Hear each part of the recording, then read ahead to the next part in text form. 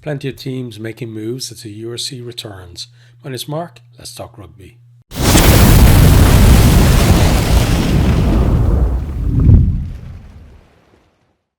Okay, so URC at the weekend, pretty good games. Before we get into it though, we got a debutant today. We got a new jersey.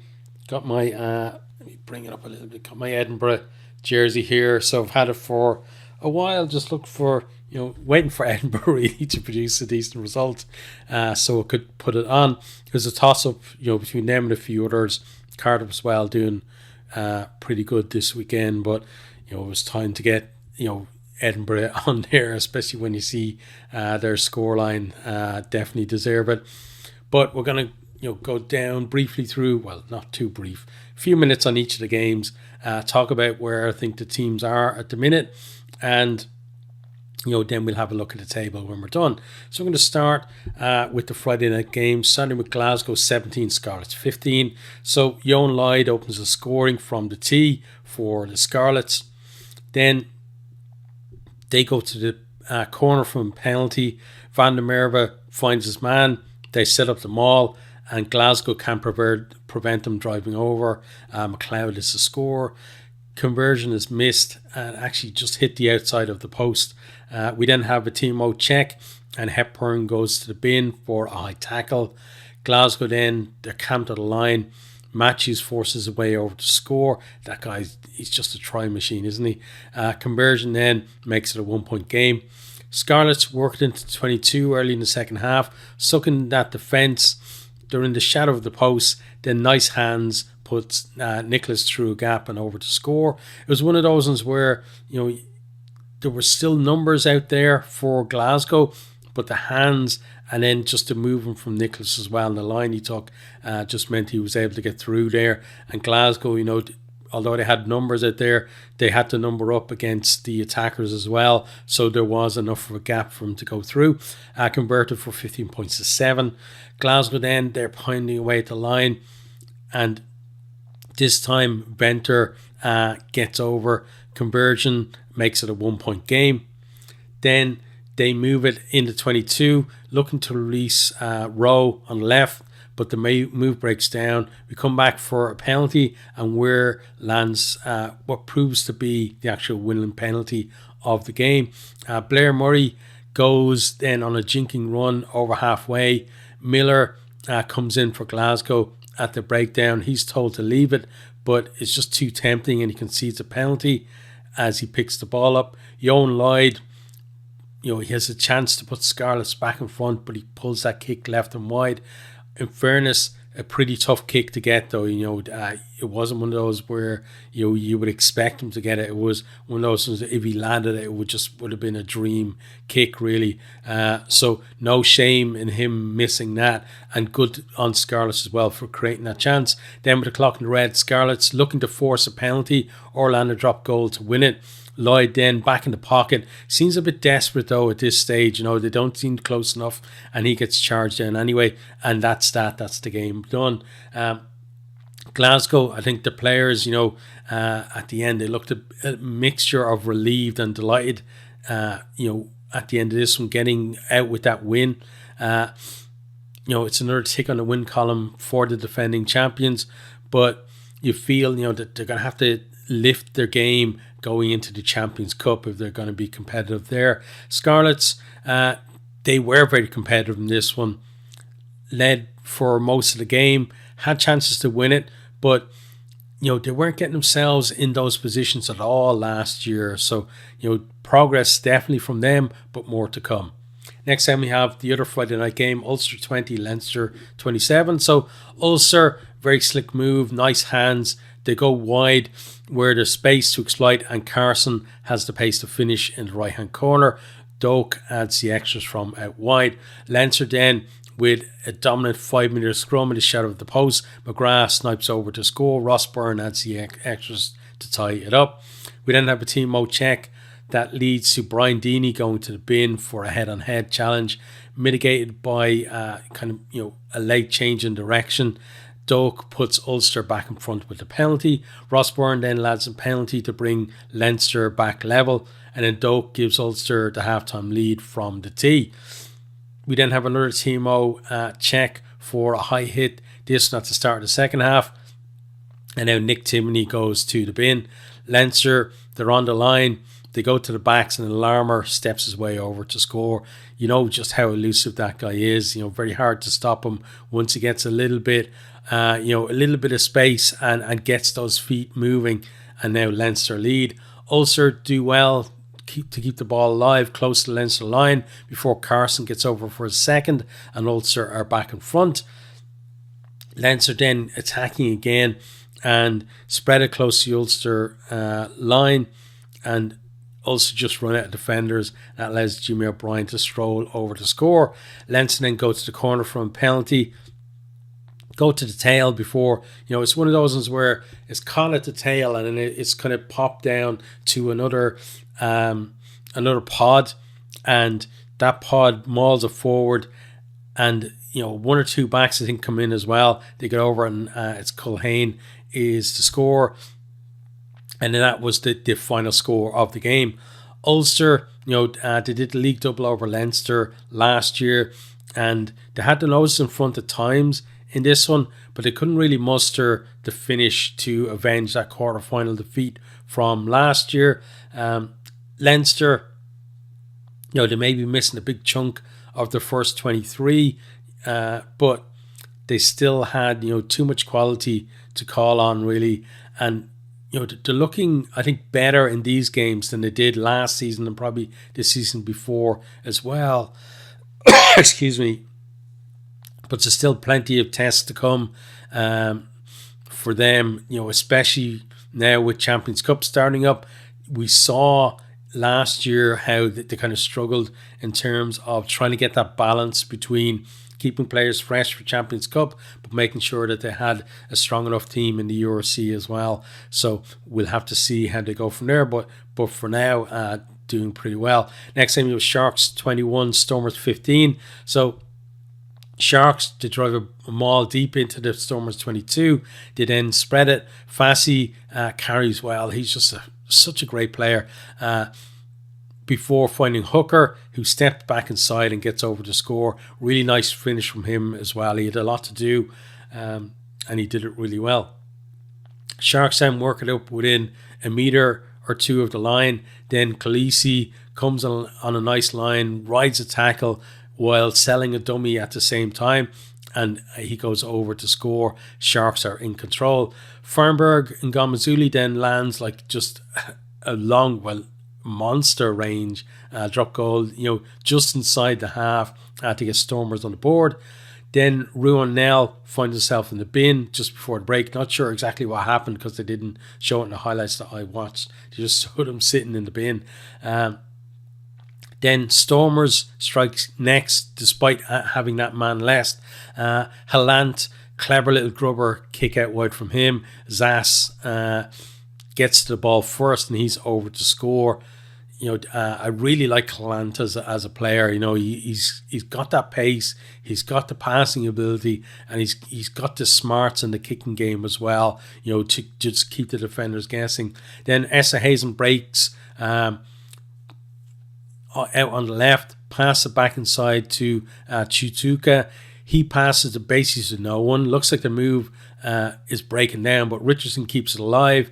They go right. Khaleesi releases Hooker. He combines well with Am before going over, but it gets chalked off because there was obstruction that led to that Esterhazen break initially.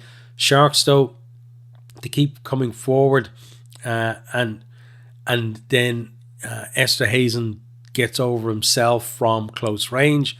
Stormers then on the line look like they're going to move it wide to score where they have numbers, but Fassi gets in the passing channel. It's a deliberate knock on from him, yellow card and penalty try last minute of the game as well, and suddenly a game that looked like it was won and dead and buried is back alive again now. And clock in the red. Stormers, they move it left into 22. Lebok glides through a gap and over, and looks like he's actually scored the winner because the conversion would give them the win. But we come back for Timo check, and there's a knock on at a ruck earlier in the move, and it's no try. Sharks win. But, geez, the Stormers came bloody close in the end.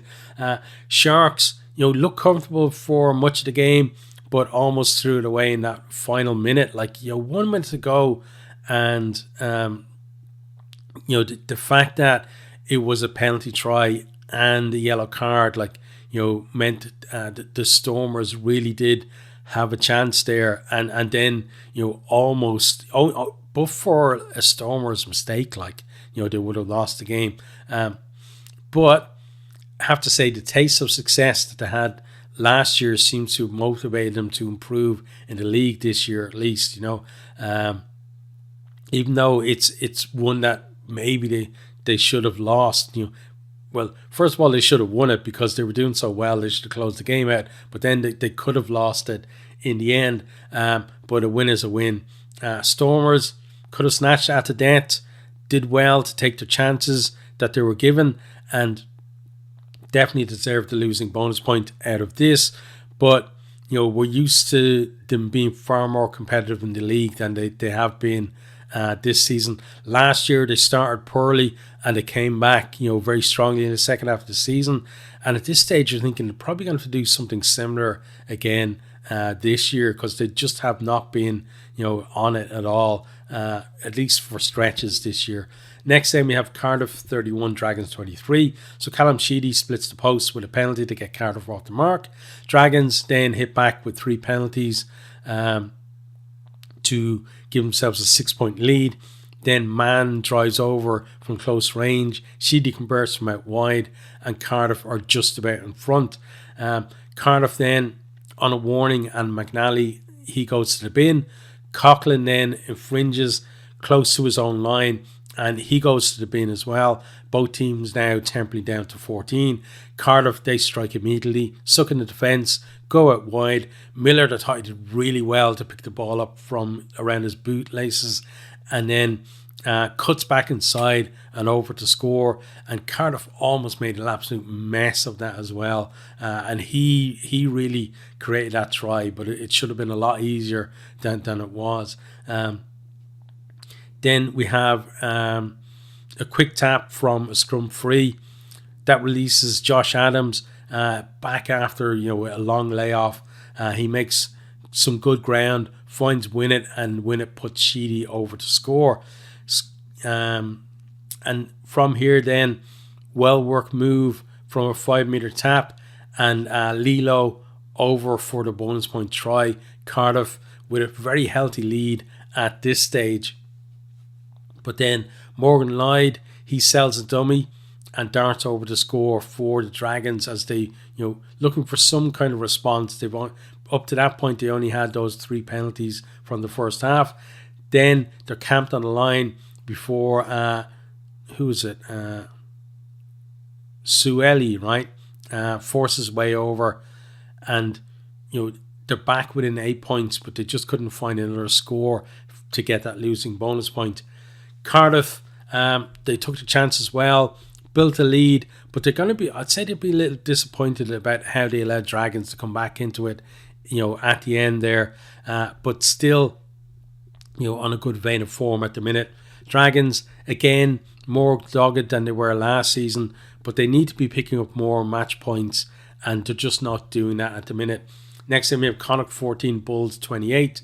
Bulls, they work the ball close to the line before Papier darts towards the whitewash, and then he puts the clerk over in the corner. We then have a Timo check for a high hit by Janssen, and it's actually adjudged to be an elbow to the head. Red card for him. He did protest on his way off, but I think, that's definitely a red. Connacht down to 14. Kenny Moody then, a little bit of space on the right, kicks it in behind, and Papier wins the race to get over for a try. So Papier in for that try for the Bulls. Then, start of the second half, Bulls find Creel in space, going down the wing, rides a tackle, then sells a dummy, and has the pace to go over to score. And it's just all Bulls at this stage. Connacht trying to create something to get themselves back into the game, but Carty throws an intercept to Moody, and he goes in from about 60 metres to score the bonus point try. We then have another TMO check, and this time it's Gumede. He's caught with his fingers in and around the eye area of Ben Murphy, and numbers now even because he gets a red card. And honestly, hard to argue against either of those red cards. I'm sure there are people who will, but for me, no, both were definite reds. Connacht then, they've got a period of applying pressure. Hawkshaw gets over the score. Jennings then makes a half break out wide. He has O'Connor in support, who finds Blade to finish it off. Connacht looking then to get a converted try to nick a bonus point, but Bulls turn over at the end, and that's the game. Connacht never really looked like they were in this one. Early red card made it even more difficult for them. They were struggling before that anyway, and you feel like they really do need to find some consistency. Bulls had a decent start to the season, then a little bit of a dip, but on this evidence, they're on the way back up just in time for Champions Cup. Next then, Edinburgh. That's why we've got the jersey on. Edinburgh 50, Benetton 33. So first minute, and Edinburgh finds the space out wide. Van der Merwe scores in the corner. Then Muncaster on the burst. Really good score from him. Stretches out to score. Real barnstorming run there. Then Bradbury goes off a ruck, kind of crabs his side a little bit, and then goes forward over the line to score.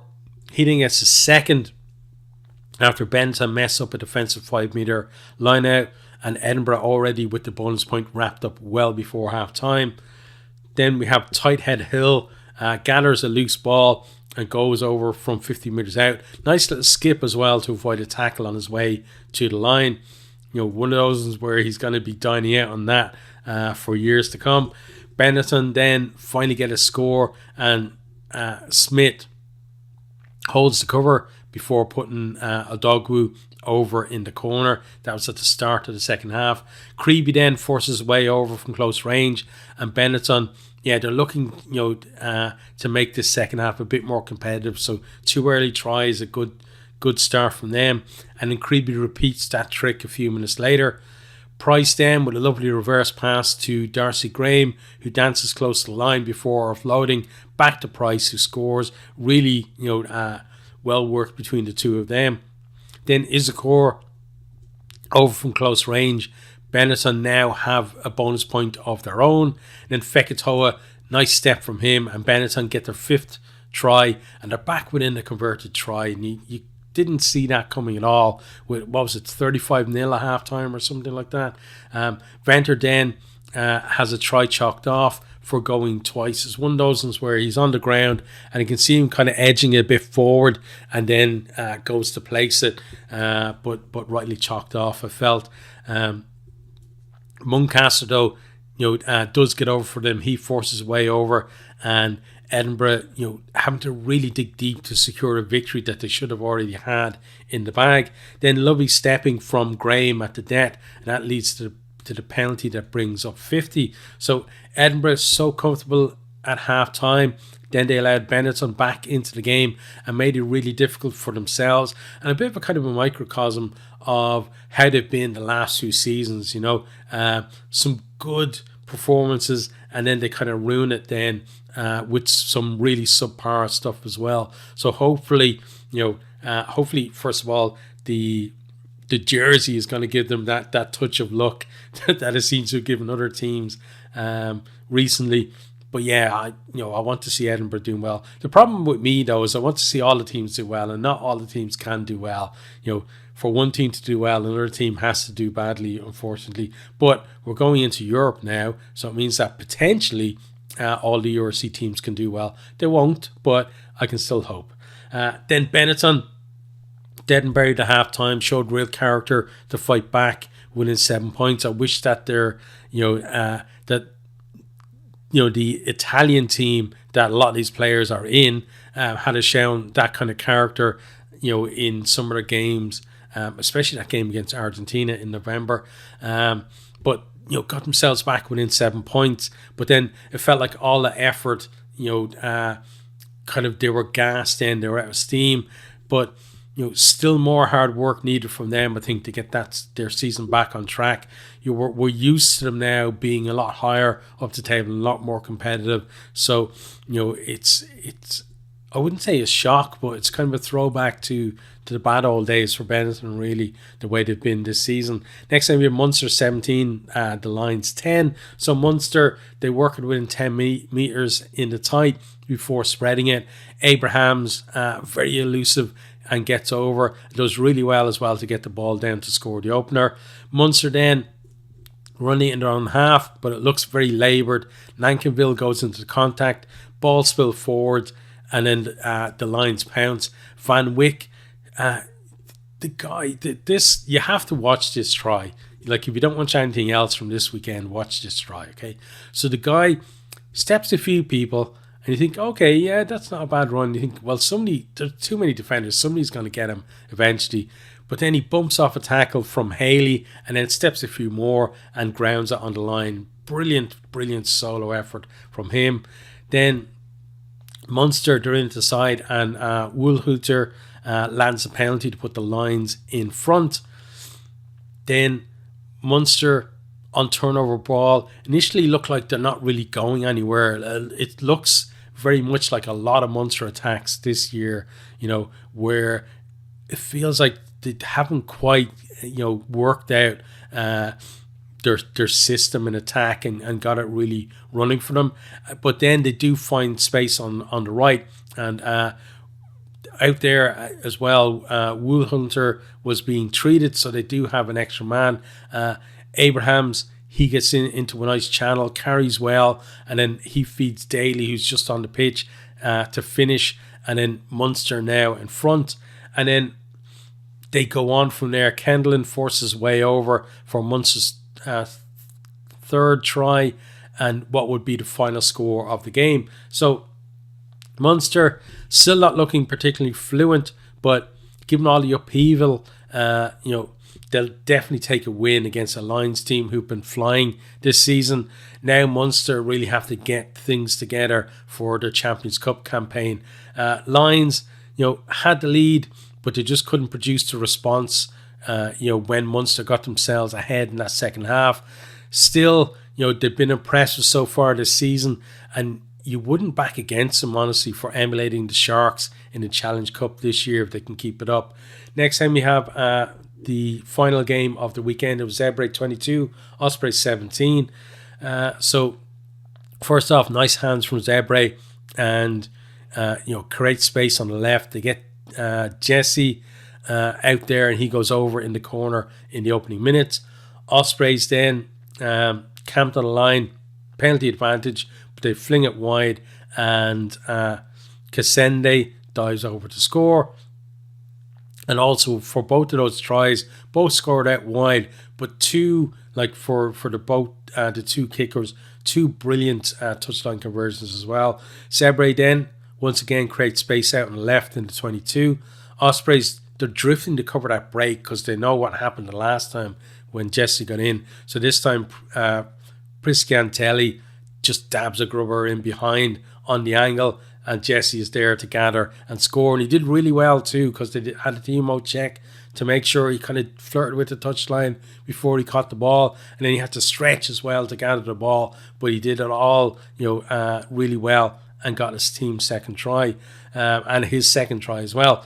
Williams then slots a penalty from up front, and Zebre at that stage were getting warned for the number of penalties that they're conceding, but they do lead at half-time 12-10. Zebre then started the second half well, sucking the defence on the left, and then they move it quickly to the right, and Trula just rides a tackle and over to finish in the corner. Then he tries a long-range penalty that drops just short, but Zebre are able to continue to apply pressure, eventually force another penalty, and the Ray slots that one. Ospreys then, they set up a maul from 5 metre line out, backs in there to help, and over they go. Lloyd to score, and they have a losing bonus point at that stage. Zebre then are able to see out the rest of the game to secure a second win of the season. And some really nice play from Zebre. They created and finished their tries well. They're now beaten 2 of last year's top 8. So that's excuse me. That's some going, and you can see that this team, continually improving as well. And you just wonder now, what other scalps are they going to be able to take before the end of the season? Ospreys, always chasing the game. This defeat, I think, shows how far they've fallen since last year's heroics. There's still time to turn the season around, but there's no real path towards that for them at present. They're not showing enough, I feel, for you to say, okay, they're being unlucky, or you can see that something is coming. For right now, I don't really see that. Maybe going to Europe and hopefully getting a couple of wins, or at least a win there, will give them a bit of confidence to come back to the URC and get something over the festive season as well. Okay, so those are the games. Now we're going to have a quick look at the table. So let me pull that up here. Okay, so first and foremost, Leinster there at the top. 7 wins out of 7. 6 of those with bonus points, and on their own at the top. But we've seen before in the URC that, just because they're that far ahead, when it comes to knockout stages, that gap closes very quickly to them and the other teams. Next, then we have Glasgow in second. 5 wins out of 7 for them. And, they're the main chaser to Leinster, and they'll want to keep ahead of the Bulls there as well. If they can keep in second and then maybe at some stage start chipping away at Leinster's lead, good chance as defending champions and a potential route to a home semi-final or a home final as well.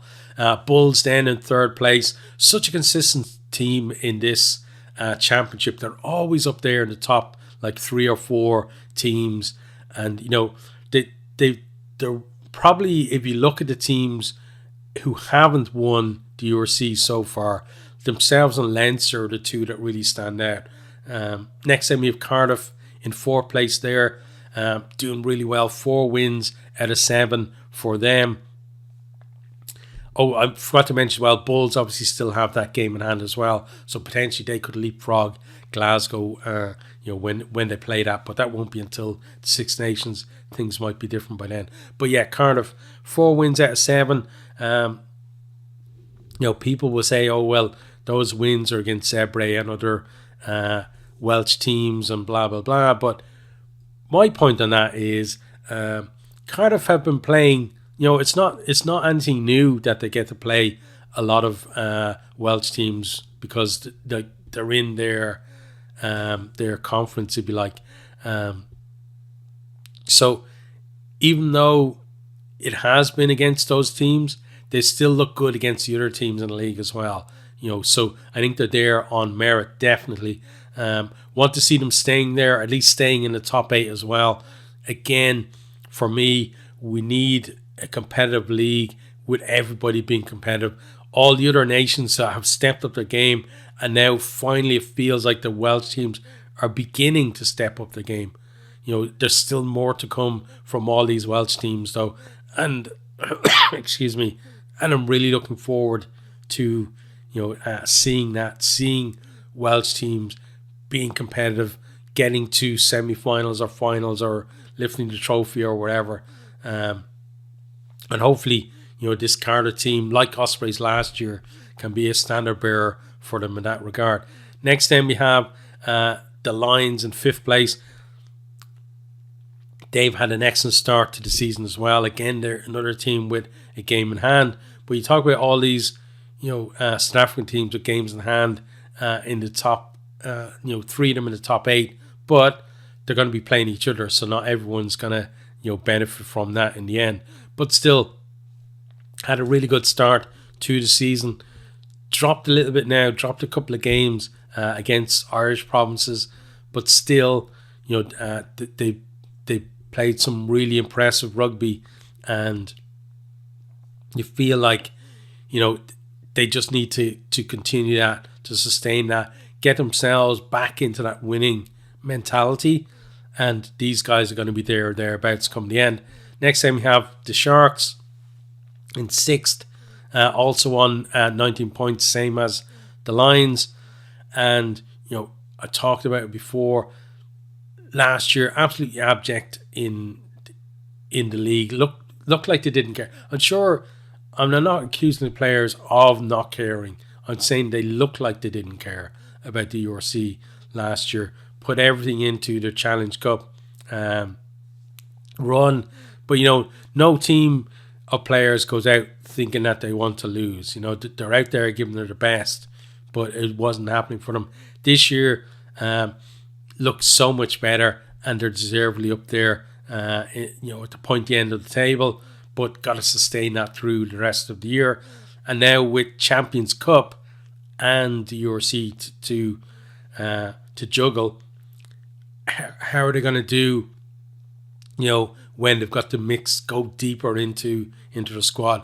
Because we know they have a brilliant first 23, but when they have to dig into the rest of their squad, I think that's when they're going to be tested.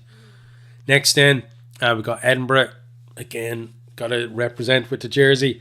They're down there in 7th place, but for them, they've come up into 7th, from being outside of the playoffs. Missed the playoffs last year when they probably, they had a chance against Benetton, absolutely blew it.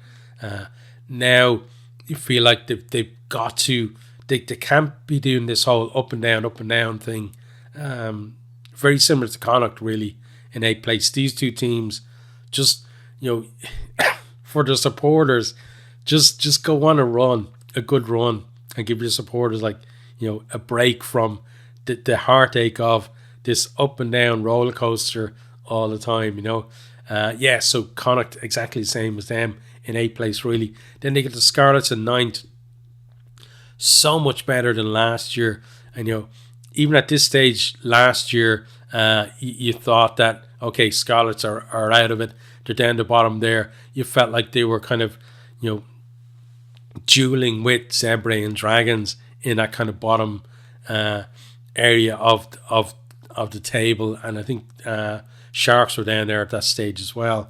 But now, they really do look a different proposition. But still, I think they need to find a way to win the close games as well. Had a lot of close games where they've looked good, they've looked competitive, but you have to start getting wins in those too. Maybe that's something for next season for them to evolve on, but certainly be more competitive this season. Ulster then in 10th place, another team kind of up and down this season. That loss against Leinster, while not unexpected, but still Ulster did manage to do the league double over them last year.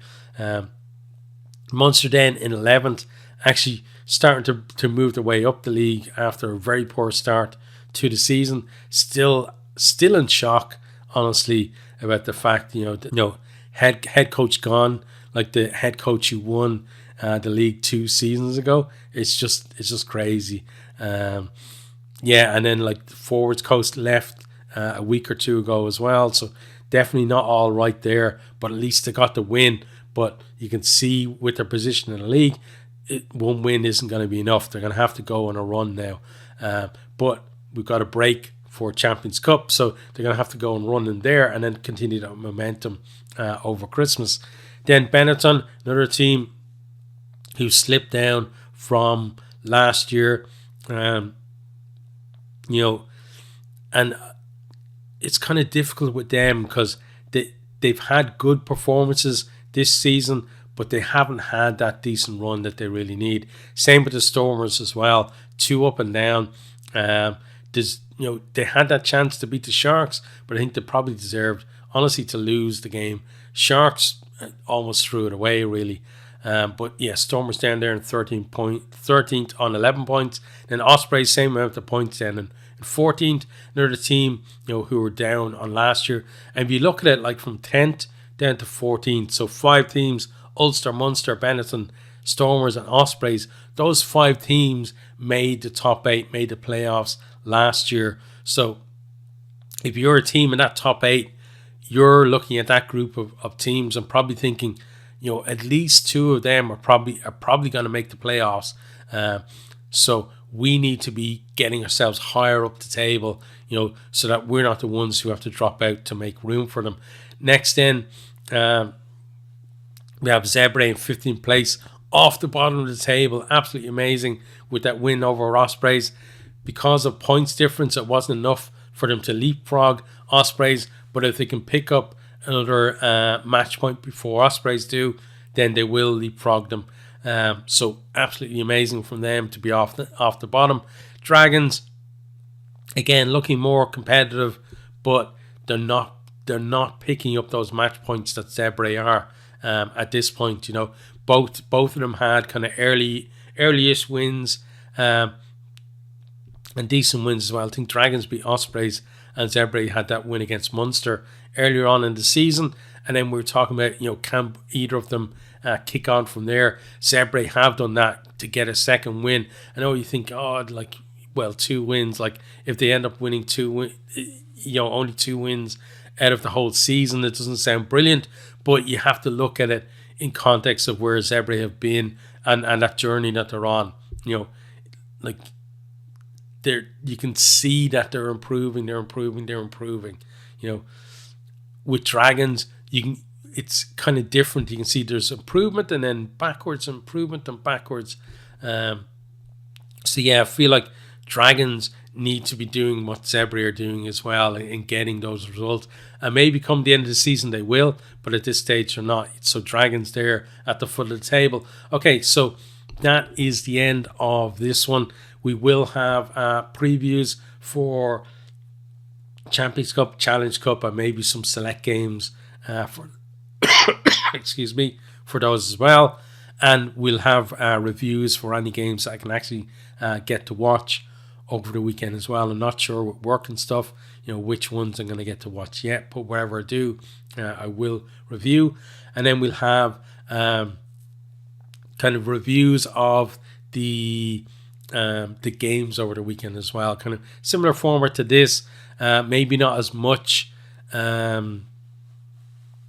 detail on each of the games. Depends on whether, because there's going to be a lot of games to watch in terms of highlights and stuff. So I may just gloss over some in terms of just results, and then maybe just pick a few to watch full highlights on. So we'll have to see how that goes. But that's the plan for the rest of the week as well. In terms of URC, let me know, how you think your team is going down in the comments.